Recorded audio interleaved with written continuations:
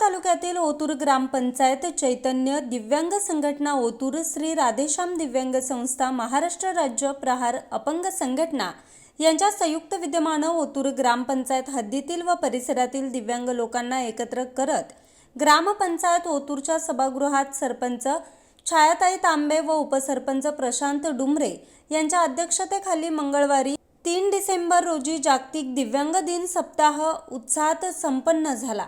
यावेळी दिव्यांग लोकांना शासनाच्या मिळणाऱ्या विविध योजना, घरकुल, व्यवसाय, जिल्हा परिषदेच्या लाभाची माहिती शरद शिंदे, गोविंद कुतळ यांनी दिली।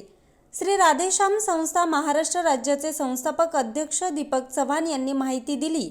दिव्यांग व ज्येष्ठ नागरिकांना मोफत आवश्यक साहित्य, साधने वाटप, पूर्व तपासणी, नाव नोंदणी करावी, वय 18 ते 35 वर्ष वयोगटातील 10वी पास पुढील दिव्यांग लोकांना मोफत कम्प्युटर कोर्स, नोकरी करता विविध कंपन्यांमध्ये मार्गदर्शन सहाय्य करण्यात येणार आहे।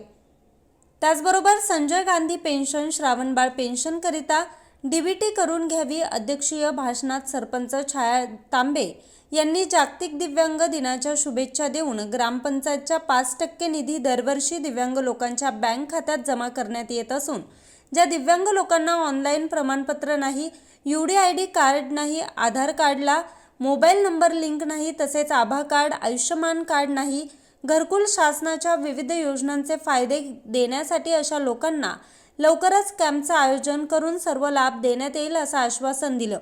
यावेळी उपस्थित मान्यवरांनी दिव्यांग लोकांनी आपलं मनोगत व्यक्त करत दिव्यांग दिनाच्या शुभेच्छा दिल्या।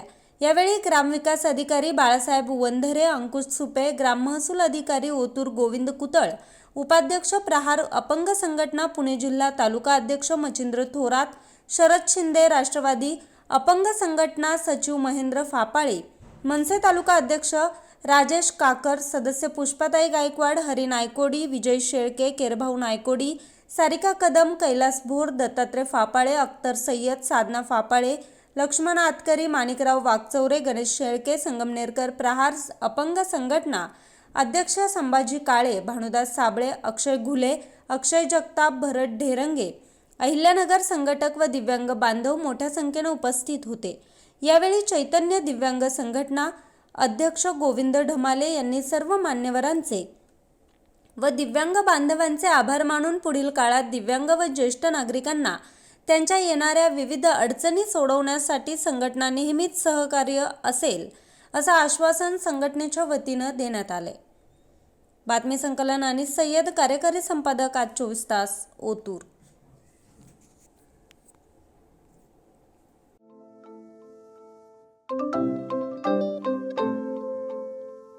नवनवीन आणि ताज्या घडामोडींसाठी आज 24 तास सबस्क्राईब करा।